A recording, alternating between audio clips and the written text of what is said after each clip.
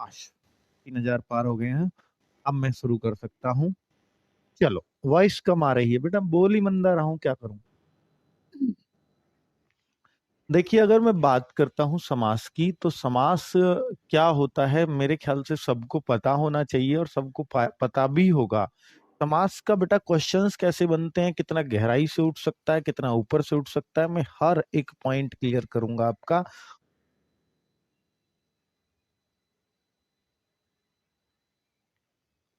मैं आपको फील कराना चाहता हूं, तो समास को जीना सीखो।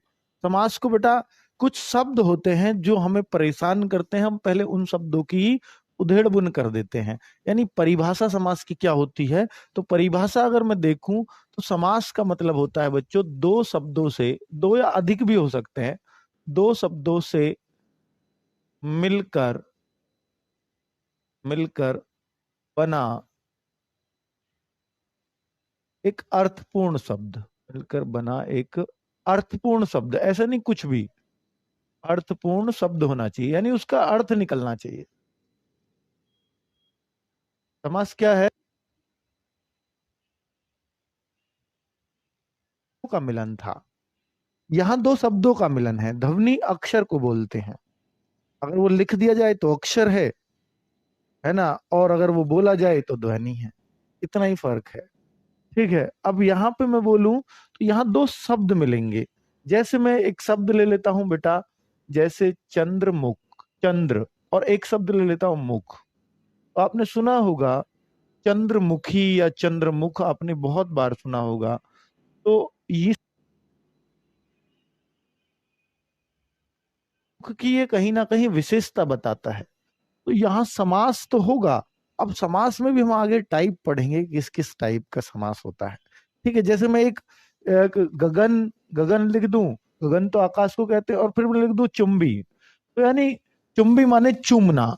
तो यानी गगन एक अलग शब्द है, चूमना एक अलग शब्द, दोनों को मिलाया गगन चुंबी, एक शब्द बन गया, अर्थपूर्ण शब्द है। इसका मतलब जानते हैं सब, गगन चुंबी छक्का मारा धोनी ने, तो इसका मतलब गगन को चूमने वाला छक्का, है ना बच्चों। तो उस तरीके से हम जोड़ सकते हैं।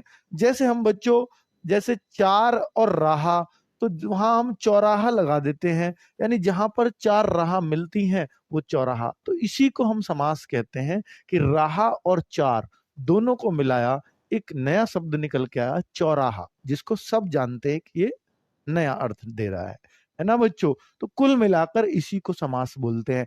और ये जो बोले हैं मैंने, इनको दोनों शब्दों को एक साथ मिला दूं, तो इसी को हम क्या बोलते हैं, सामासिक शब्द।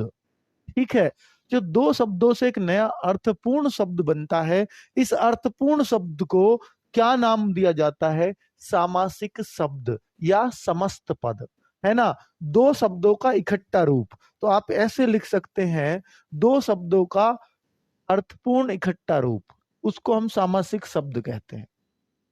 ठीक है बच्चों, समझ गए होंगे कि क्या कहना चाह रहा हूं मैं। दो शब्दों का दो शब्दों का इकट्ठा रूप, है ना बच्चों, इसको ही हम क्या कहने लगते हैं, सामासिक शब्द या समस्त पद। समस्त पद या सामासिक शब्द। क्लियर रहेगा कि सामासिक शब्द क्या है बच्चों, क्लैरिटी है आपकी। बेटा ऊपर तो दिखा कुछ, हाँ। कुल मिलाकर के, अब मैं अगर आगे चलता हूं, समास विग्रह, दो शब्दों का तोड़ना। विग्रह का मतलब घर में हमारे विग्रह चल रहा है, तो विग्रह का मतलब लड़ाई होगी, तो दो शब्दों का विस्तृत रूप, यानी शब्दों का या सामासिक शब्द का विस्तृत रूप। सामासिक शब्द जो होगा, जैसे चौराहा, इसको कैसे तोड़ोगे, चार राह हो जहां। ठीक है, चार है राह जहां, वो है चौराहा। तो जो चार है राह जहां, वो जो मैंने लिखा है चार है राह जहां, उसको हम कहेंगे समास विग्रह। चौराहा का समास विग्रह है, चार राह है जहां। ठीक है बच्चों, तो कब स्टार्ट हुआ, जस्ट अभी बेटा यही लिखा और कुछ नहीं इसके अलावा। देखिए, सामासिक शब्द को तोड़ना समास विग्रह कहलाता है। तो आप एग्जाम्पल में लिख सकते हो, चौराहा चार राह है जहां। वो हुआ समास विग्रह। समासिक शब्द चौराहा, समास विग्रह चार राह है जहां।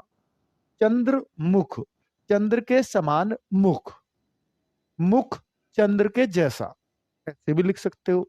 विग्रह को अपने हिसाब से लिख सकते हो। तो कुल मिलाकर के हाँ, चार राहों का समूह लिख दो, बिल्कुल सही। समास विग्रह को आप अपने हिसाब, चार राह है जहां, या जहां चार रास्ते होते हैं, या चार राहों का समूह, आप कुछ भी लिख सकते हो। ऐसा नहीं है कि इसमें कोई बाउंडेशन है कि भैया ये ऐसे ही लिखना है। विग्रह का अपना अपना तरीका है लिखने का, ठीक है। कोई थोड़े से, जैसे हम किसी बात को बोले तो कोई बच्चा, कोई तो ऐसे बोलेगा बिल्कुल शहरी अंदाज में, कोई उसको गांव के देसी अंदाज में बोल देता है। बात तो वही है ना। चलिए, कुल मिलाकर बस वही मैं कहना चाह रहा हूँ। सर लेट हो गए बेटा, लेट में हो तो आप ग्रामीण वरीयस क्या आप ही पढ़ा? बेटा मैं ही पढ़ाऊंगा, और मैं अभी तो, बच्चे तो करते ही रहते हैं कुछ ना कुछ कमेंट, है ना। चलो बहुत सही। क्रैप नहीं चल रहा है, वेबसाइट से देख रहा हूँ कैसे करूँ। आपकी कॉलिंग टीम, फोन तो भी नहीं उठा रही। बेटा फोन तो हमेशा उठता है, बस वो बिजी जाता होगा, है ना। चलिए कोई बात नहीं। अब अगर मैं बात करता हूं आगे, बेटा अभी वेबसाइट पे देख लो, शायद हमारा कल तक ऐप आ जाए तो हम शायद सॉल्यूशन अच्छा दे पाएंगे, है ना। चलिए, तो पूर्व पद की बात करता हूं। पूर्व पद, बेटा ये पूर्व पद, उत्तर पद, प्रधान, गौण, ये क्या है? प्रधान को हम मुख्य भी कह देते हैं, मुख्य। ये क्या है बच्चों? पूर्व पद और उत्तर पद। ये आप देखिए, जब भी कोई समास बनाते हैं, यानी कोई भी सामासिक शब्द होता है, उसका पहला पद, पूर्व मतलब पहला, तो जो पहला शब्द उसमें जुड़ा है, जैसे मैं बोलूं चंद्रमुख, बेटा समझना ज्यादा इंपॉर्टेंट है, परिभाषा तो मैं लिखवा ही दूंगा। इसमें जो चंद्र है, इसको पूर्व में है ये, तो ये हो गया पूर्व पद। और बेटा जो मुख है, इसको हम बाद में है, बाद वाले को उत्तर बोलते हैं, तो उत्तर पद। समझ गए? तो भैया लिख दो सामासिक शब्द। सब कुछ तो सामासिक शब्द है, जहां दो शब्द मिल गए अर्थपूर्ण बना दिए, वही समास है, ठीक है। तो सामासिक शब्द का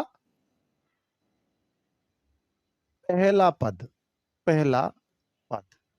सामासिक शब्द में तो दो या अधिक होंगे ना बेटा। चलो, अब उत्तर पद में सामासिक शब्द का बाद का पद, शब्द का बाद का शब्द, बाद का पद, सॉरी, बाद का पद कहिए। दो पद होते हैं ना बच्चों। चलो अब आगे मैं बढ़ूं। ये बेटा शब्दावली है, इससे डायरेक्ट भी क्वेश्चन बन सकता है, लेकिन हमें पढ़ने के लिए तो ये चाहिए भी। चांद के जैसा मुख, हाँ बिल्कुल सही है आप। अब बच्चों प्रधान या गौण हम किसको बोलते हैं? अब देखिए, इन दो पदों में, जैसे ये चंद्रमुख है, इनमें एक पद प्रधान होता है, एक पद गौण होता है। अब प्रधान कौन सा है, गौण कौन सा है, उसी प्रधानता के आधार पर हम समास के प्रकार पढ़ेंगे कि किसमें कितना क्या प्रधान होता है। उसी प्रधानता के आधार पर हम इसके जब प्रकार पढ़ेंगे, हम समास खत्म कर देंगे। बस इतना सी बात है बच्चों। तो यानी प्रधान और गौण की बात चलती रहेंगी आगे भी। चलिए, तो बच्चों अगर मैं प्रधान की बात करता हूं, तो प्रधान वो जो ज्यादा अर्थ रखने वाला शब्द है ना। दो शब्द होते हैं सामासिक शब्द में, इनमें ज्यादा अर्थ रखने वाला शब्द, ठीक है। तो इसमें ये लिख देंगे ज्यादा अर्थ, यानी मुख्य अर्थ रखने वाला, ज्यादा अर्थ रखने वाला शब्द वाला पद। मुख्य प्रधान पद पूछा जाता है, प्रधान पद, गौण पद। और कम अर्थ रखने वाला पद, कम अर्थ रखने वाला पद, ठीक है बच्चों। अब जैसे, अब मैं इसमें देखूं चंद्रमुख में, इनमें कौन सा ज्यादा अर्थ वाला है, कौन सा कम अर्थ वाला है? बेटा क्या चंद्रमा के बारे में बात कही गई? नहीं, ये तो मुख के बारे में बात की गई है, और चंद्रमा से तुलना कर दी है। तो बेटा सारी बात तो मुख के लिए चल रही है, यानी मुख की सुंदरता बतानी है। तो मुख्य शब्द तो यही हो गया, प्रधान शब्द तो यही हो गया। तो बच्चों इसमें जैसे हम कहेंगे मुख, और इसमें जैसे हम कहेंगे चंद्र, तो चंद्र कम अर्थ वाला है। चंद्र तो उसकी विशेषता बताने के लिए आया, शब्द तो मुख ही था, है ना। तो हम कहेंगे चंद्रमुख। तो मुख, तो मुख इसमें प्रधान हो गया, ठीक है। बहुत बढ़िया। डीपली पढ़ाएं प्लीज। बेटा क्या होता है डीपली, मुझे समझ नहीं आता है ना। जिसको डीपली पढ़ना है प्लीज हाथ जोड़ के रिक्वेस्ट है, अपने पैसा ले जाना, कैश में लेके जाना यहाँ से, ठीक है। चले जाना यहाँ से, पर कैश में देंगे, आके आओ लेके चले जाओ, ठीक है। एड्रेस दे देंगे अगर कोई ऐसी बात है तो। चलो बच्चों, भाई पता नहीं मैं इतने मन से पढ़ा रहा हूँ चीजों को, और फिर आप ऐसे कहते हो कि डीपली पढ़ाओ, वो पढ़ाओ, ये पढ़ाओ, पता नहीं क्या है ये, क्या डीपली हो तो भाई समाज में क्या डीपली, गड्ढा खोद दो इसमें, है गड्ढा फावड़ा लिया हूं। डीपली मतलब इनको कुछ भी कहना है, डीपली हिंदी पढ़ी है आज तक, क्या होती है हिंदी, है डीपली पढ़ाओ। अच्छा कुछ एक बात जो मैंने अब तक छोड़ी हो वो बता दो, मैं मान लूंगा भाई डीपली होता है इससे कुछ। बताओ एक भी बात जो अब तक छोड़ दी हो मैंने। मतलब एक बुखार है आपको, मैंने कुछ पढ़ाया नहीं है और फिर कहते हैं डीपली पढ़ाओ। चलो भाई, अब भाई संधि इतनी जबरदस्त मैंने पढ़ाई है, मैं कह रहा हूँ किसी भी बुक से आप क्वेश्चन करोगे आपके हो जाएंगे, और क्या लोगे इससे डीपली, है। तो मैं यार इनको ब्लॉक ब्लॉक करे करो यार ऐसे बच्चों को, ये पढ़ने थोड़ी आते हैं। ये बताओ इनने टाइम बर्बाद करवा दिया ना बच्चों का। चलो समास के प्रकार यानी समास के भेद अगला टॉपिक है हमारा, मतलब इसी में बेस हमने पढ़ लिया, समास क्या होता है इसके शब्दावली पढ़ ली जो हमें परेशान करती है अक्सर। अब समास बेटा जो हम प्रकार बांट रहे हैं, इनको हम कहते हैं प्रधानता के आधार पर। अगर कोई आपसे पूछे कि प्रधानता के आधार पर कितने प्रकार होते हैं, प्रधानता के आधार पर,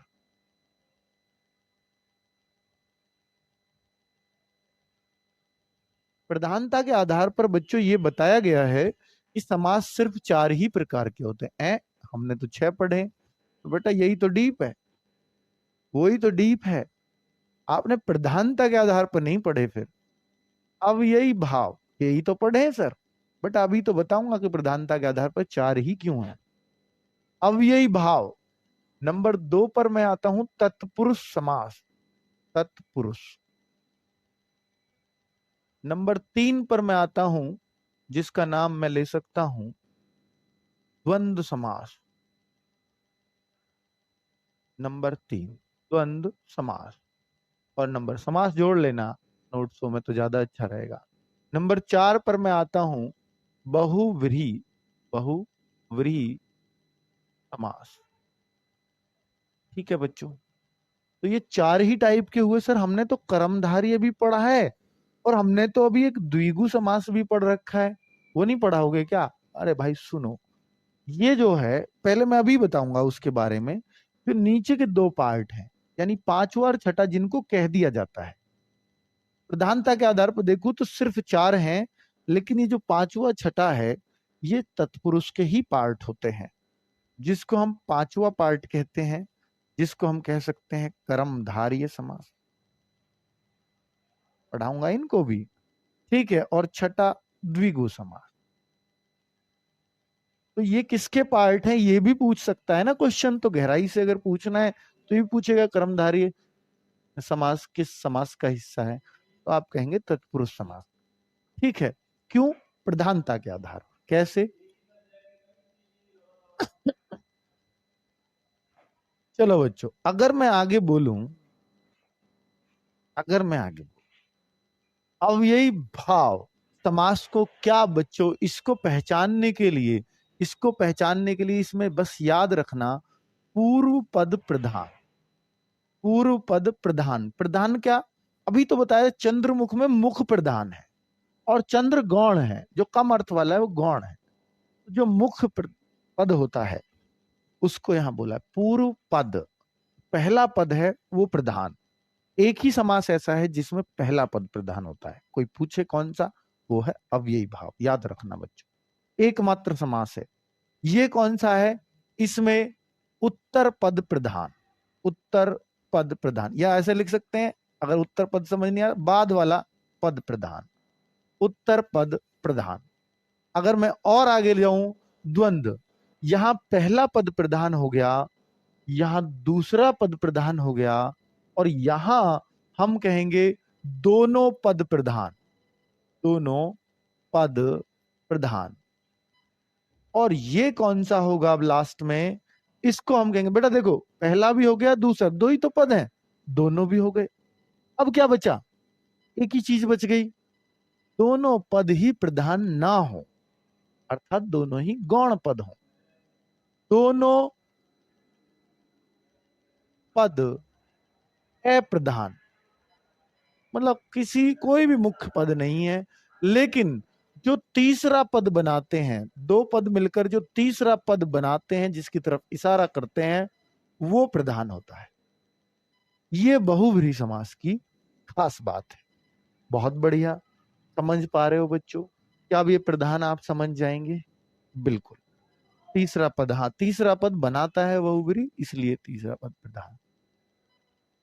उत्तर 4 दें या 6? बेटा अगर प्रधानता के आधार पर पूछा जाए 4, 4, और अगर पूछे समास कुल कितने प्रकार के होते हैं तो 6। ठीक है, क्लियर है, बहुत बढ़िया। अब अगर मैं आगे बात करूं तो बेटा आपको देखिए ये प्रधानता ही याद नहीं होती बच्चों को। अब मैं कितने आराम से मैंने बताया, पहला पद, दूसरा पद, दोनों पद, कोई सा भी पद नहीं, इनको लिखिएगा। फिर उसके बाद बच्चों, क्योंकि ये किसका है, क्योंकि ये किसके पार्ट है, तत्पुरुष समास के, तो तत्पुरुष समास में क्या है, उत्तर पद प्रधान, इसलिए दोनों में ही उत्तर पद प्रधान रहेगा, क्योंकि ये उसी के तो पार्ट हैं प्रधान। और इसलिए हम कहते हैं प्रधानता के आधार पर सिर्फ 4 ही है, क्योंकि बाकी तो यही रिपीट हो रहे हैं, इसलिए हम 4 बोलते हैं। ठीक है, और ये भी उत्तर पद प्रधान। क्या आप समझ पाए बच्चों? बताइए, आपको क्लैरिटी आई? बहुत बढ़िया सर। चलिए, इतनी बात बहुत है। और बच्चे टोटल 6 प्रकार हैं, प्रधानता के आधार पे पूछे तो 4 प्रकार कह सकते, क्योंकि ये प्रकार नहीं है तो रिपीटेशन है। ठीक है, बहुत बढ़िया। अब मैं आगे बढ़ सकता हूं, यहां तक अगर आपको क्लैरिटी आ गई हो तो बच्चों अब मैं एक एक समास की डिटेल बताना आपको शुरू करूंगा, गहराई से। एक शब्द है गहराई से पढ़ाओ, कितना आसान है कहना। अब यही भाव समास, बेटा चीजों को अगर समझ लिया ना तो वही गहराई है, वरना सब बेकार है। कोई कैसा भी पढ़ाए, धीरे पढ़ाया करो। आप बहुत तेज चलते, क्या मैं तेज चल रहा हूँ बच्चों आज? यार ऐसे सर कुछ करिए सर, इतनी क्लास हो रही है, ले भी नहीं पा रहा हूँ। ओ तेरी, इसके लिए ज्यादा क्लास हो रही है, अब कम होंगी तो सर आप क्या करा रहे हो भाई? सब तरह का बालक है, मैं किस किस को संतुष्ट करूं? एक को करूंगा, दूसरा संतुष्ट हो जाता है, फिर मैं किसकी मानूं? समस्या यहाँ आ जाती है ना? तो बहुत बढ़िया, आगे बढ़ते हैं। इसलिए मैं जैसा मैं चल रहा हूं, मैं ठीक हूं, मस्त हूं, और आपके लिए वही बेस्ट है। बस इतना ही आप सोच लीजिए। तभी 35,000 बच्चों ने यूपी पुलिस कांस्टेबल का कोर्स खरीदा है, और यूपी लेखपाल का 14,000 बच्चों ने खरीदा है। ठीक है, वो इसलिए खरीदा है क्योंकि बच्चों जैसा हम चलते हैं वही तरीका बेस्ट होता है। बाकी टीचर अगर सिर्फ बच्चों के हिसाब से चलेगा तो वो कभी भी किसी भी बच्चे को संतुष्ट नहीं कर पाएगा, ये सीधी सी बात है। चलिए, अगर मैं अव्ययी भाव समास की बात करता हूं बच्चों, तो इसमें कुछ खास बातें देखो बेटा, इनकी कोई परिभाषा तो खास होती नहीं, इनकी पहचान होती है। कोई कहे अव्ययी भाव की परिभाषा बताओ, कुछ परिभाषा नहीं है ना, तो कुछ परिभाषा नहीं है। सीधा आप कहिएगा बेटा इनकी पहचान है उपसर्ग वाले, उपसर्ग वाले पद इसमें आते हैं। ठीक है, दूसरा प्रथम पद प्रधान, ये इनकी पहचान, इनसे ही क्वेश्चन बनते हैं। प्रथम पद प्रधान, जिन सामासिक शब्दों में प्रथम पद प्रधान होता है उन्हें अव्ययी भाव समास कहते हैं, ऐसी परिभाषा बन जाती है। बहुत बढ़िया। फिर तेज हो, टाइम टेबल चेंज करो, ना ना ना, हाँ ठीक है। अब बच्चों और दूसरा मैं इसमें क्या ले सकता हूं, तो बच्चों ऐसा भी ले सकते हैं, पहला पद या पूर्व पद छोटा होगा। पूर्व पद छोटा होता है अधिकतर, पूर्व पद जो होता है वो उपसर्ग होता है या छोटा होता है। ठीक है, तो पूर्व पद छोटा किंतु ज्यादा अर्थ वाला। पूर्व पद देखिए, पूर्व पद प्रधान है लेकिन छोटा होगा, लेकिन ज्यादा अर्थ रखेगा।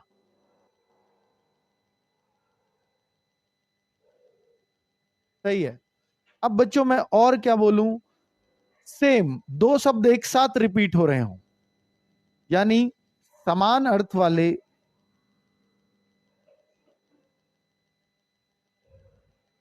दो शब्द एक साथ आ जाएं, एक साथ आपको दिखाई दे जाएं, तो समझ जाना अब यही भाव समास होगा। जैसे रातों रात, दिनों दिन, है ना, रातों रात दिनों दिन, इस तरीके से जो शब्द होते हैं, और भी कुछ हो सकते हैं, ठीक है, तो उन सबको हम बोल देंगे वो अव्ययी भाव का ही उदाहरण होगा। चलिए, अब बच्चों इनमें हम एग्जाम्पल जब तक नहीं देंगे तब तक हमें समझ नहीं आता है। उदाहरण ही बहुत जरूरी है, उदाहरण ही बहुत जरूरी होते हैं। प्रति, कहीं देखिए प्रतिदिन, तो आपने देखा दिन के आगे एक उपसर्ग लग रहा है प्रति, उपसर्ग वाले शब्द सारे ही ये होंगे। आ जन्म, आ जन्म, तो आपने देखा जन्म के आगे एक उपसर्ग लग रहा है आ, तो इसने जन्म पे राज कर लिया। क्योंकि कम, देखिए छोटा होगा, पहला पद छोटा होगा लेकिन ज्यादा अर्थ वाला होगा। ये राज करने वाला यही शब्द होगा। जन्म तो था ही, सबको पता है। आ जन्म का मतलब हो गया पूरा जन्म भर, ठीक है। और आगे बेटा आमरण, आमरण, इस तरीके से देखना बाहर कौन है, आमरण। और अगर मैं कुछ और देखता हूं बेटा, ये अनुरूप, अनुरूप, प्रतिकूल, तो आपको भी पता है सब में उपसर्ग लग रहा है, हम एकदम पहचान लेंगे इसके बेटा। हाथों हाथ, हाथों हाथ, क्या एक जैसे शब्द बेटा, ये देखो समान अर्थ वाले दो शब्द एक साथ आ जाए। हाथों हाथ, दिनों दिन, दिनों दिन, चौगुनी तरक्की कर रहा है, दिनों दिन तरक्की कर रहा है। रातों रात उठा कर ले गए, है ना बच्चों। तो रातों रात, और भी आप कर सकते हैं भर पेट, इसमें लग सकते हैं भर पेट को, है ना, पेट में भर के खाना खाया। तो कुल मिलाकर मेरे ख्याल से इतना सफिशियंट है आपको एग्जाम्पल देने के लिए अव्ययी भाव को समझने के। चलिए सर, आप पढ़ाएं, कमेंट पे ध्यान में दें, थैंक यू। चलो आगे बढ़ सकते हैं बच्चों। तो मेरे ख्याल से आप अव्ययी भाव को पहचान पाओगे। ये बड़ा बड़ा अच्छा आपको ये मैंने एक वो दिया है कि जो समान अर्थ वाले दो शब्द एक साथ मिल जाएंगे, वहां सीधा सीधा इसी को लगा देना। हाँ, और भी लिखना है तो यथा वाले, यथा वाले जितने भी शब्द हैं, यथा संभव, यथा शक्ति, लिखना चाहो तो एग्जाम्पल, यथा संभव, जितना संभव हो सकता है, यथा संभव का मतलब यथा शक्ति, पूरी ताकत लगा दी, यथा मतलब पूरी। तो इस तरह से सालों साल बिल्कुल इसी के अंदर आएगा, बहुत सही, ठीक है। साथ साथ अगर कोई वर्ड आ गया, साथ साथ तो हम इसमें नहीं कहेंगे, क्योंकि उसमें बीच में आप वो देखते हो योजक चिन्ह, जहां योजक चिन्ह आ जाएगा वो नहीं, इनमें कहीं योजक चिन्ह नहीं आता है, बीच में डैश नहीं आता, ठीक है बच्चों। चलिए, हाँ आमरण इसमें ही आ जाएगा, आमरण आ गया है, ठीक है। उपसर्ग क्या है बेटा, ये आगे पढ़ाएंगे। उपसर्ग होता है जो पहले शब्द के जुड़ते हो, जैसे जन्म शब्द के पहले एक छोटा सा शब्दांश आता है, उसको उपसर्ग कहते हैं, आगे पढ़ेंगे ये, है ना, वो शब्द का अर्थ बदल देता है, ठीक है। बहुत सही, आगे बढ़े बच्चों, बहुत कुछ पढ़ना है हमें, टोटल 6 पढ़ने हैं, तो इसलिए हमें थोड़ा सा तो तेज रहना होगा। थोड़ा तेज भी नहीं, आज भी नहीं हो पाएंगे, कल कर देंगे, पर अच्छे से कल क्वेश्चन भी कर लेंगे और सब कुछ, हाँ ठीक है। अगर मैं और आगे चलता हूं तो बेटा मैं एक और समास लेता हूं, मैं हल्का सा समास ले लेता हूं पहले, द्विगु। क्या, द्विगु। मैं मानता हूं सबसे अच्छा बच्चा इसी को पहचानता है, द्विगु समास को। इसकी क्या पहचान बताई थी, कौन सा पद प्रधान है, जल्दी बताओ, कौन सा पद प्रधान है बेटा, इसमें उत्तर पद प्रधान होता है, क्योंकि ये तत्पुरुष का हिस्सा है। जो पांचवा, मैंने छठा लिखा था ये, ठीक है कोई बात नहीं, आपके उसे क्रम में पढ़ाओ बेटा, क्रम ही है ये, कोई सा भी आगे पीछे मिल जाता है किताबों में, ठीक है, उसकी कोई टेंशन नहीं लेनी आपको। हाँ, अगर मैं बोलूं बेटा उत्तर पद प्रधान, सारे पढ़ाऊंगा तो फिर आगे पीछे हो जाए, क्या दिक्कत है, आपको क्लैरिटी रहनी चाहिए दिमाग में, वो ज्यादा जरूरी है। उत्तर पद प्रधान और पूर्व पद की खास बात होती है इसमें कि पूर्व पद संख्यावाचक होता है, पूर्व पद संख्या वाचक इसके अंदर होता है। यही इसकी सबसे बड़ी पहचान है। बहुत बढ़िया। पूर्व पद संख्यावाचक, उत्तर पद इसमें प्रधान होता है। संख्यावाचक क्या है सर? अभी बताऊंगा बेटा, अभी तो कुछ बताया ही नहीं मैंने, अब बताऊं। उदाहरण से सब कुछ समझ में आता है। अब ये संख्या क्या है बेटा? एक संख्या, गिनती आएगी। कैसे? जैसे तिराहा, इसमें दो शब्द जुड़ रहे हैं। राहा तो मुख्य शब्द है, लेकिन जो ती है, तीन राहा हो जहां, यानी बच्चों तीन राहा, तीन राहा, तो जो पहला शब्द है इसी को हम कहेंगे गिनती है, संख्या है। ठीक है, इसी को हम कहेंगे संख्या। अगर बच्चों और लिखता हूं नवरात्र, नवरात्र, तो नवरात्र में जो नव है यानी 9 रात, 9, 9 रात, नवरात्र क्या होता है? 9 रात। तो 9 क्या है? संख्या है। तो इस तरीके से, है ना। और भी देखो, दोपहर, सर दोपहर कैसे संख्या? बेटा जहां पर दो पहर मिलते हैं, दो पहर जहां मिलते हो, ये समास विग्रह कर रहा हूं, दो पहर मिलते हैं जहां, या दो पहर मिलते हैं जब, वो कहलाती है दोपहर। तो बेटा ये संख्या है। और आप, अब तो मैं सीधे सीधे शब्द लिख दूं, त्रिभुज भी आ जाएगा इसमें, जी बिल्कुल आ जाएगा। और बताओ बच्चा, चतुर्भुज भी आ जाएगा, जी बिल्कुल आ जाएगा। दशानन भी आ जाएगा, जी बिल्कुल आ जाएगा। 10 आनन, आनन मतलब सिर, वो तो रावण है सर। हाँ वो तो मुझे भी पता है। 10 आनन, बहुत बढ़िया। पंचवटी, बहुत सही आपने उत्तर दिया है, पंचवटी। पंजाब भी इसमें आता है। देखिए कुछ शब्द ऐसे हैं जो आपको शायद परेशान करेंगे, इसलिए मैं उनको लिख देता हूं। पंजाब, पंजाब में 5 नदियों का आब। तो बहुत बढ़िया, ठीक है। तो इस तरीके से, तो षटभुज, तीन रहा, त्रिकोण, तो गिनती पहचान लोगे कि नहीं? शताब्दी, बहुत बढ़िया आपने दिया। सप्ताह भी मैं लिख सकता हूं, सप्ताह 7 दिनों का है ना। और शताब्दी, शताब्दी,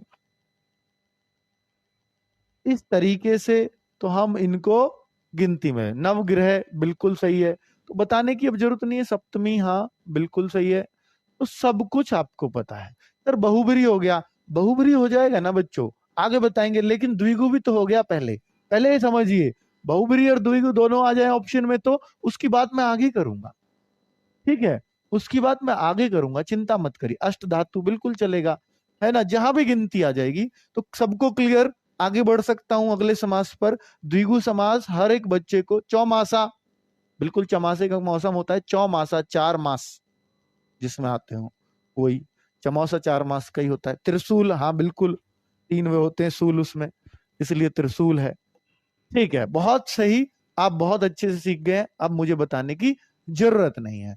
अब बच्चों मैं तीसरा समास लिख सकता हूं, आपकी आज्ञा हो तो, जिसको हम बोलते हैं द्वंद्व समास। मैं बच्चों आसान से कठिन की तरफ जा रहा हूं। द्वंद्व समास, द्वंद्व समास, ये बहुत ही आसान सा समास है। इसकी पहचान, एक तो पहले तो बता दूं कि भैया इसमें कौन सा पद प्रधान होता है, बताइए। दोनों पद प्रधान। सर वो कैसे होंगे, अभी दिखाऊंगा। दोनों पद प्रधान होंगे, दोनों पद प्रधान होंगे, बिल्कुल दोनों पद प्रधान। और दोनों पद, दोनों पद, पदों के बीच में योजक चिन्ह, योजक चिन्ह आएगा, योजक चिन्ह आएगा। तीसरा, समास विग्रह करते समय, समास विग्रह करते समय, करते समय दोनों पदों के बीच, दोनों पदों के बीच, बीच और या अथवा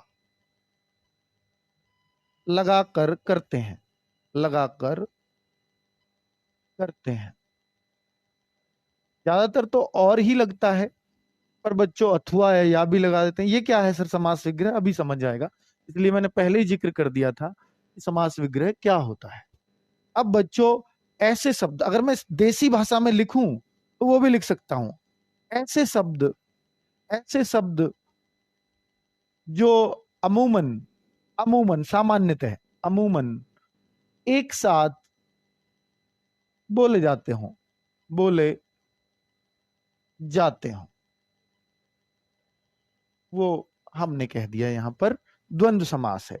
अब जैसे बच्चों उदाहरण दूंगा तो ज्यादा क्लैरिटी आएगी, क्योंकि बिना उदाहरण के तो कुछ होता ही नहीं है। बच्चों उदाहरण जैसे मैं लिख दूं, आप बहुत बार देखते होंगे माता पिता, माता पिता। तो क्या कोई सा भी कम है? ये बताओ, दोनों पद प्रधान लग रहे हैं ना, उतना ही प्रधान किसी के घर में माँ की चलती है, किसी की पिता की चलती है, दोनों अपने आप को प्रधान समझे बैठे हैं, है ना बच्चों? तो उस तरीके से तो विपरीत अर्थ वाले भी हो सकते हैं ये, है ना, विपरीत अर्थ वाले ही होते हैं ज्यादा, दोनों टक्कर रहती है दोनों में। भाई बहन, कोई अपने आप को कम समझता है दोनों में से? नहीं। और बहुत सारे शब्द हैं बेटा, आप देखिए, सुख दुख, सुख दुख, बिल्कुल, रोटी सब्जी, रोटी सब्जी, आप बहुत बार बोलते हैं, है ना। और देखिए दोनों का अर्थ होना चाहिए, ऐसे नहीं जैसे हम बोल देते हैं चाय वाय, तो ये नहीं आएगा इसमें, है ना, चाय वाय नहीं आएगा। हाँ, खाना पीना, हाँ ये बिल्कुल चलेगा, खाना पीना, खाना पीना। अगर कोई कहे सर इनका समास विग्रह करो, तो मैंने वो लाइन लिख दी है कि इनका समास विग्रह अगर हम करते हैं तो भाई इनका समास विग्रह ऐसे होता है। ये लिख दीजिए, समास विग्रह अगर इनका करना हो, क्योंकि कई बार आ जाता है एग्जाम में कि इनका समास विग्रह करो। माता और पिता, और लगाएंगे या अथवा लगाएंगे, कहाँ और लगाएंगे कहाँ अथवा लगाएंगे वो अभी बता रहा हूं। माता और पिता, ज्यादातर आपको यही मिलेगा, और ही लगेगा। भाई और बहन, और की जगह तथा भी लगा सकते हो, क्योंकि तथा और का मतलब एक सा ही होता है। सुख और दुख, सुख दुख में भाई तू साथ रहा हमारे, सुख और दुख में साथ रहा, दोनों शब्द एक साथ बोले जाते रहेंगे। रोटी सब्जी, भाई रोटी भी लिया और सब्जी भी लिया, रोटी और सब्जी दोनों मिला के एक साथ काम होता है। ठीक है बच्चों। खाना पीना, खाना भी पीना भी, खाना और पीना दोनों हो गए। खाना और पीना ये सब और से ही बने, मैंने बोला ना 90% और से ही बनेंगे, कुछ ही होंगे जो और से नहीं बनेंगे, तो मैं उनको भी आपको बता देता हूं।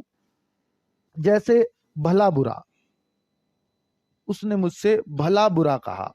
अब एक टाइम पे एक ही चीज कहता है आदमी, या तो भला या बुरा, तो यहां पर हम कह देते हैं भला या बुरा, है ना बच्चों। तो यहां पर या से बन जाता है कई बार, है ना। और देखो या के और दिखा देता हूं बेटा, खरा खोटा, उसने मुझे खरी खोटी सुनाई। खरा खोटा एक ही साथ बोले जाते हैं, और यहां हम इसका लिख सकते हैं खरा या खोटा। वैसे तो खरा और खोटा भी बहुत जगह आपको देखने को मिल जाएगा, पर ये इस तरीके से। हाँ, शुभ लाभ, बिल्कुल। अपना पराया आप बहुत बना लोगे मुझे पता है, अपना पराया भी इसमें ही आता है। अब यहाँ पे अपना और पराया दोनों एक साथ नहीं हो सकते, अपना या पराया, या तो ये चीज अपनी है या पराई है, तो इस तरीके से अपना या पराया। तो इस तरीके से मैंने आपको तोड़ करके दिखा दिया। या की जगह अथवा भी लगा सकते हैं, नाना धोना इसमें ही आएगा, दवा दारू इसमें ही आएगी, बिल्कुल सही है आप, तो बहुत बढ़िया, लाभ हानि इसमें ही आएंगे, है ना। तो दोनों शब्द, हलवा पूरी इसी में आ जाएगा, रात दिन इसी में आएगा, गाली गलौच इसी में आएगा, एकदम सही है। सर मैडम नहीं आएगा ये दोनों बेटा, ये अंग्रेजी के शब्द यहाँ नहीं आएंगे। ऊंच नीच इसी में आएगा, मियाँ बीवी इसी में आएगा, बिल्कुल सही। दाल रोटी इसी में आएगा, जीजा साली भी इसी में आएगा, एकदम सही है। अलग अलग नहीं आएगा इसमें, अलग अलग नहीं, वो नहीं आएगा। चलो आगे बढ़े।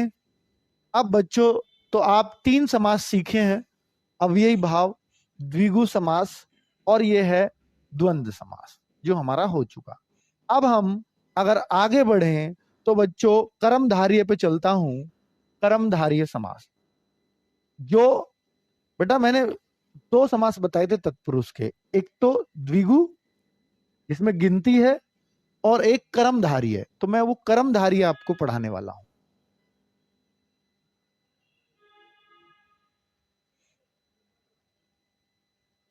कर्मधारी है,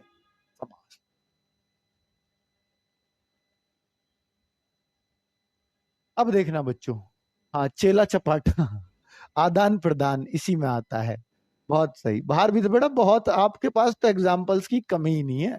पाप पुण्य है। हाँ बहुत सही। बाबू सोना, हाँ ये भी बहुत अच्छा है। बाबू सोना ये तो आपने ही इन्वेंट किया है।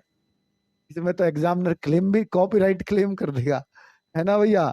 कॉपीराइट क्लेम कर देना अगर आपका चुरा भी ले तो वो एग्जामिनर पे केस हो जाएगा। चलो आगे बढ़े।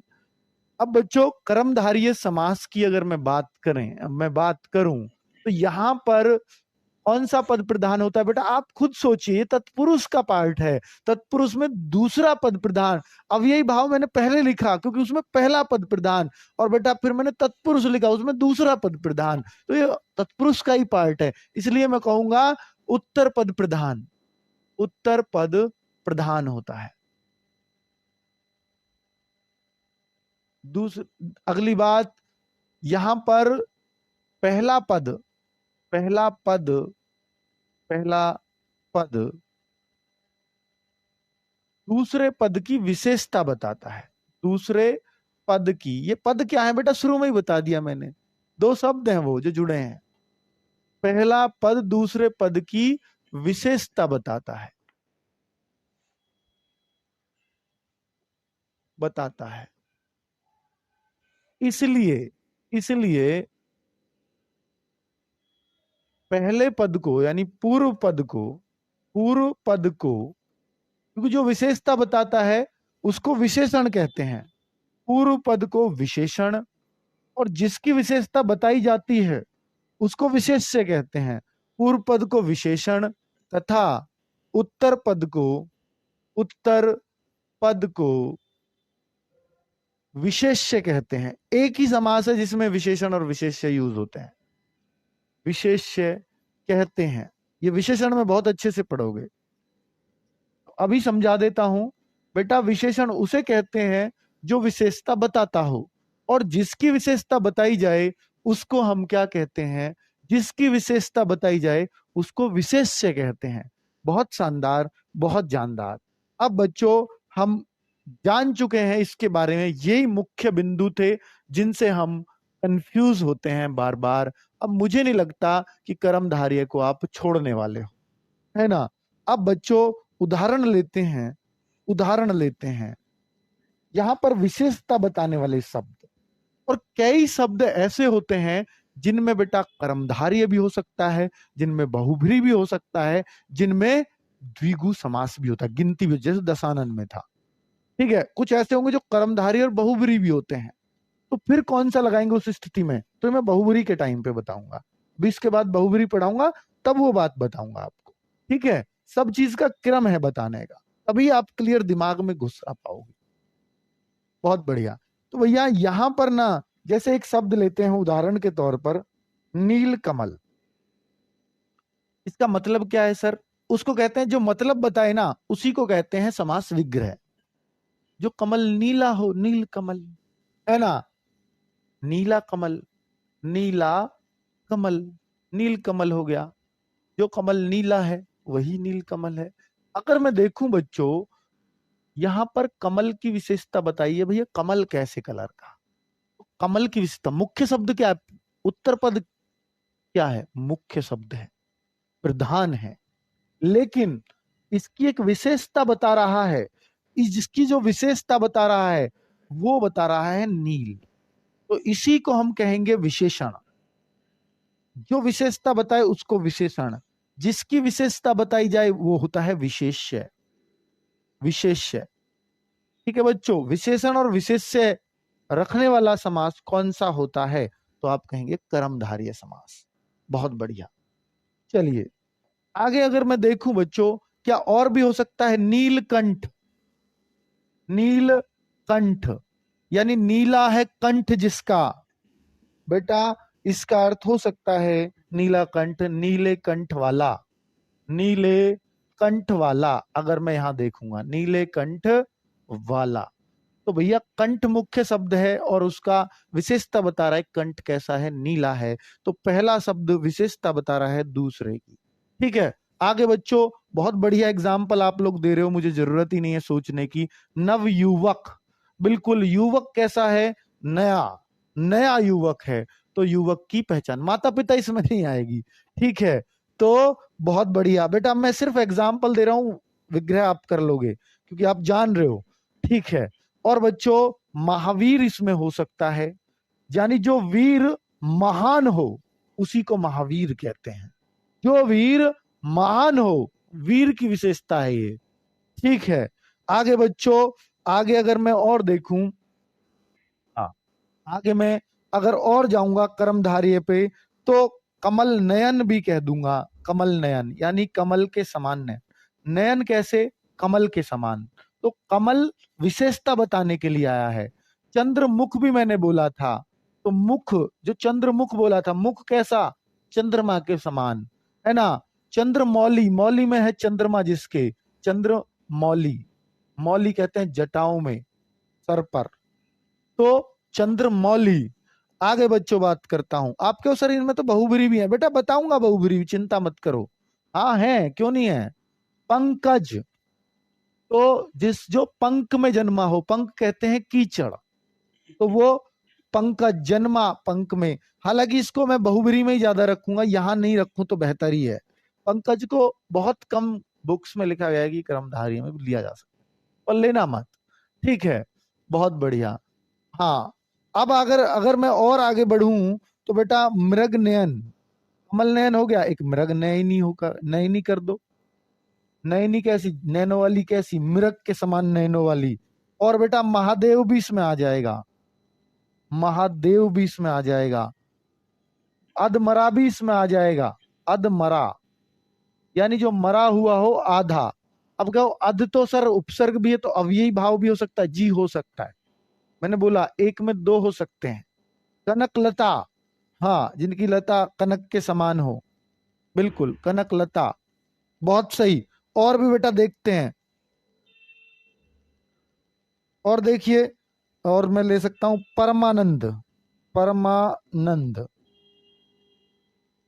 आनंद कैसा? परम। आनंद की विशेषता, आनंद कैसा है? परम है, उच्च कोटि का आनंद है, ठीक है। सज्जन पुरुष इसमें ही आ सकते हैं, सज्जन पुरुष लगाने की जरूरत नहीं, सज्जन में ही खुद अच्छा पुरुष होता है, ठीक है। सज्जन के साथ कभी पुरुष नहीं लगता। बहुत बढ़िया। अध पका भी आ जाएगा, क्योंकि पका हुआ कैसा? आधा, तो पका की विशेषता बताई, कितना पका, ठीक है। लाल मणि बिल्कुल सही है। नालायक, नालायक को अव्ययी भाव में रखते हैं, वैसे नालायक का मैं कल बताऊंगा, ज्यादा अच्छा लगेगा आपको। एक निया समास होता है, तत्पुरुष का ही पार्ट है, कल बताऊंगा, जिनमें ना शब्द आ जाए, ना यानी नेगेटिव सेंस में, वो निया समास में आ जाएगा, ठीक है। बहुत बढ़िया। देवराज, देवराज इसमें ही आ जाएगा, देवराज, राजा, देव, देव के समान, ठीक है। राजा कैसा? देव जैसा। बहुत बढ़िया, बहुत बढ़िया। चलिए क्लियर बच्चों। पीतांबर भी इसमें आ जाएगा, बिल्कुल सही है। पीले हो, पीतांबर, तो पीतांबर को ज्यादातर आप बहुब्री में पाओगे वैसे, पर जिसका अंबर पीला हो, तो अंबर की विशेषता बता दी कि पीत, पीला, तो पीला अंबर। अब पीला अंबर मतलब पीला कपड़ा, अंबर तो कपड़ा को कहते हैं, तो कपड़ा की विशेषता बताई इसने, पीत ने, इसलिए यहां प्राण प्रिय, बहुत सही। प्राण प्रिय, प्रिय कितना? प्राण के जैसा, बिल्कुल सही इसमें आ जाएगा। महापुरुष एकदम सही है ना, सही है। राजधर्म नहीं आएगा बेटा, राजा का धर्म होता है वो, काकी के जहां वो लगेंगी वो तत्पुरुष में जाएंगे, कल बताएंगे उसको। अभी मैं और क्या बताने वाला हूं बच्चों, कर्मधारी अभी आप क्लियर कर चुके हैं मेरे ख्याल से। जितने एग्जाम्पल खुद सोचेंगे उतना ज्यादा फायदा होता है, इसलिए मैं टाइम आपको भी दे रहा हूं साथ साथ सोचने का। अब आता है बेटा बहुव्रीहि, बहुव्रीहि समास। मैं कल तत्पुरुष को मैं कल के लिए छोड़ूंगा, तत्पुरुष समास के साथ में क्या बताऊंगा, क्वेश्चंस लेके आऊंगा समास से संबंधित। तत्पुरुष और समास जो आज पढ़ा रहा हूं, इनसे क्वेश्चन कल तत्पुरुष भी करेंगे। तत्पुरुष का एक अलग से पार्ट होता है निया समास, उसको भी समझेंगे थोड़ा सा, वो कुछ है ही नहीं। और बच्चों बहुब्रीहि समास पढ़ लीजिए, इसके बाद जो अगला समास है वो तत्पुरुष है, वो हम कल पढ़ेंगे थोड़ा डिटेल में, है ना। चलिए तो अभी मैं इसको खत्म कर देता हूं पहले। बहुव्रीहि समास बेटा साफ साफ पता है, दोनों पद अप्रधान, दोनों पद गौण कह दीजिए या अप्रधान कह दीजिए, एक ही बात है। दो पद मिलकर मिलकर किसी तीसरे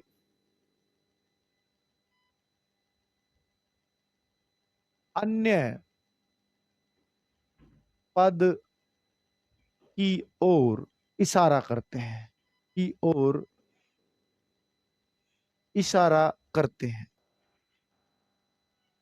व्यक्ति कह दीजिए, पद ना कह के व्यक्ति या तीसरे व्यक्ति, किसी अन्य की, पद की ना कह के अन्य की ओर इशारा करते हैं, यही ज्यादा बेहतर रहेगा। किसी अन्य की ओर इशारा करते हैं, वो क्या कहलाता है? बहुब्रीहि समास कहलाता है। यही पहचान है बहुब्रीहि की, है ना बच्चों। इसमें ज्यादातर आपको देवताओं के नाम मिलेंगे, है ना, ज्यादातर। तो आप यही समझ लीजिए।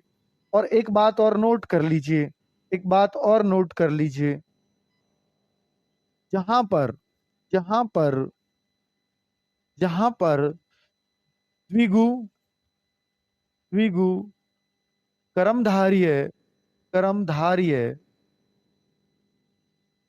व बहुव्रीहि समास एक साथ आ जाएं, समास एक साथ हो तो वहां उत्तर कौन सा लगाएंगे? अगर तीनों ही ऑप्शन में है तो वहां उत्तर बहुव्रीहि समास ही लगाएं। वरना इनके लिए तो एग्जाम्पल उसके पास और भी बहुत सारे थे, बहुव्रीहि से ही क्यों जोड़ा है? ताकि वो चाह रहा है कि तीसरे की तरफ भी इशारा हो। फिर वरीयता इसी को दी जाती है। क्यों दी जाती है? मैं कारण बता रहा हूं।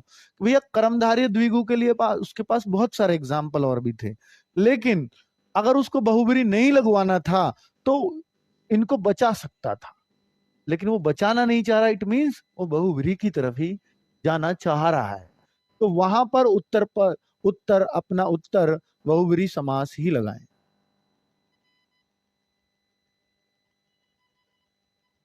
ठीक है, ये बात मैंने नोट डाउन करवा दी है। बहुत बढ़िया। अब आप लाभ हानि में लाभ या हानि, ठीक है, बिल्कुल बहुत सही बात है। हाँ, कुपुत्र कर्मधारय में आ जाएगा, अव्ययी भाव में भी जा सकता है एक प्रकार से। चलिए, बहुत सही। अगर मैं देखूं बच्चों, अगर मैं देखता हूं यहां पर कि भाई दोनों पद प्रधान, सब कुछ तो मैंने कह दिया। अब मुझे सिर्फ उदाहरण देखने हैं।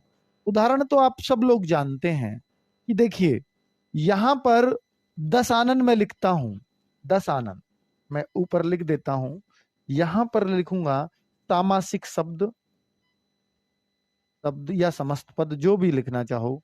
और इधर मैं लिखूंगा समास विग्रह। समास विग्रह, समास विग्रह के बाद जनरली बात खत्म हो जाती है, लेकिन यहां तीसरा पद भी आएगा। समास विग्रह के बाद तीसरा पद भी आता है, और किसी समास में नहीं आएगा तीसरा पद।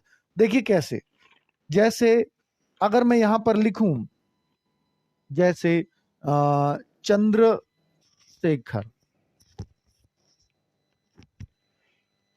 चंद्रशेखर, तो इसमें मैं लिख देता हूं चंद्र है शिखर पर जिसके, जिसके, तो चंद्र है शिखर पर जिसके, तो यहां हम कह देते हैं अर्थात में। अर्थात वो कौन है? जिसके चंद्र पर शिखर है, ऐसा कोई व्यक्ति तो नहीं है। अगर है तो वो तीसरे पद में आएगा। ये तो शिव जी की तरफ इशारा कर रहा है, भोले जी की तरफ इशारा कर रहा है। ठीक है, तो हम कहेंगे यार ये तो उसकी तरफ इशारा कर रहा है। बहुत बढ़िया। अब बच्चों, जैसे हम बोलते हैं गज आनन, तो हम कहते हैं गजानन। आनन माने मुख और गज माने हाथी। हाथी का मुख है जिसका, हाथी का मुख वाला, हाथी का मुख वाला तो एक ही है। हाथी के मुख वाला तो एक ही है, अर्थात गणेश जी। अब बच्चों, जैसे अगला लेते हैं हम मुरलीधर। मुरलीधर, मुरलीधर मुरली को धारण करने वाला, मुरली को धारण करने वाला। तो वहां पर हमें समझ आएगा मुरली को धारण करने वाला बात खत्म हो जानी चाहिए, पर मुरली तो एक ही आदमी धारण करता है जिसका नाम है अर्थात कृष्ण, है ना बच्चों। तो इस तरीके से अब बच्चों जैसे यहां पर कई बार आप देखोगे चतुर्भुज, तो आप ये कहते हो कि सर चतुर्भुज आ गया तो चार भुजा हैं जिसकी, तो चार भुजा चार तो गिनती है, तो ये तो द्विगु समास है। पर बच्चों चतुर्भुज आपका विष्णु को भी कहते हैं, तो चार भुजा हैं जिसकी, चार भुजा हैं जिसकी, ऐसा कौन है जरा सोचो, चार भुजा हैं जिसकी अर्थात विष्णु जी। बहुत बढ़िया। अब मैं जैसे देखूं दशानन, तो आप कहोगे सर दशानन, 10 आनंद 10 मुख हैं जिसके। अब 10 मुख हैं जिसके तो एक ही आदमी सुना है आज तक, तो सुना है ना, वही तो चाहिए। 10 मुख हैं जिसके अर्थात रावण। तो बच्चों ये इस तरह के एग्जाम्पल आएंगे और आप कह पाओगे और किसी में ऐसा नहीं हो रहा था अर्थात, है ना। तो नीलकंठ, बिल्कुल नीला है कंठ जिसका, नीलकंठ यहां भी आ जाएगा, बहुत सही। आपने बोला नीलकंठ, तो सर हमने उसमें पढ़ा था कर्मधारय में, जिसका कंठ, कंठ की विशेषता, लेकिन ये यहां क्यों आ रहा है, नीला है कंठ जिसका, नीला है कंठ जिसका, कंठ जिसका, तो अर्थात कौन होगा बेटा, नीलाकंठ जब जहर पी गए थे, विष पी गए थे, कौन, भगवान शिव जी, तो उनको बोला जाता है। ठीक है, चलिए और आगे बढ़ूं बच्चों, बहुत सारे हैं। अगर आप देखोगे त्रिलोचन भी इन्हीं को बोला जाता है, 3 नेत्र वाले, 3 आंखों वाले, 3 चक्षु वाले, त्रिलोचन भी इनको कहते हैं। गिरिधर किसको कहते हैं आप बताइए, गिरी को धारण करने वाला, गिरी कहते हैं पर्वत को, पर्वत को उठाया था कृष्ण जी ने, है ना, गोवर्धन पर्वत को, उनको ही बोला जाता है। आपको गिरधर तो सर पर्वत तो हनुमान जी भी उठा के लाए थे, लेकिन जो बोला जाता है गिरधर वो कृष्ण जी को ही बोला जाता है। महावीर, महावीर अर्थात जो वीरों में भी महान हो, अर्थात अर्थात हनुमान जी। तो ये तो हमने कर्मधारय भी पढ़ा था, लेकिन बहुब्री भी है, अर्थात हनुमान जी को महावीर कहते हैं। हनुमान जी महावीर के नाम से प्रसिद्ध हैं। चक्रपाणी, चक्र हो पानी में जिसके, चक्रपाणी, चक्रधारी, चक्रधर अर्थात विष्णु, विष्णु। ठीक है बच्चों, तो इस तरह से आप बहुत सारे एग्जाम्पल, लंबोदर, लंबा है उदर जिसका, लंबोदर जिसका उदर, उदर मतलब पेट, लंबा उदर वाला, लंबा उदर है जिसका, यानी बड़ा पेट किसका है भैया, सबको पता है, गणेश जी अर्थात गणेश जी, लंबोदर। तो इस तरीके से बहुत सारे एग्जाम्पल आप देख सकते हो। पांचाली भी इसी में आ जाएगा, है ना बच्चों। अब वो 5 से संबंधित है इसलिए वो द्विगु में भी आ जाएगा, लेकिन लगाने क्या है, मैंने सारा ही क्लियर कर दिया। राष्ट्रपिता बिल्कुल, है ना, वो कर्मधारय में भी आ जाता है, राष्ट्रपिता अर्थात महात्मा गांधी, तो वो इसमें भी आ जाएगा, क्योंकि राष्ट्रपिता के नाम से हमें एक ही आदमी का नाम आता है दिमाग में, जिससे एक ही आदमी का नाम आए। पांचाली से एक ही आदमी का नाम याद आ रहा है, द्रौपदी, ठीक है, तो वो लग जाएगा इसमें। ठीक है, बहुत बढ़िया, बहुत सही बच्चों।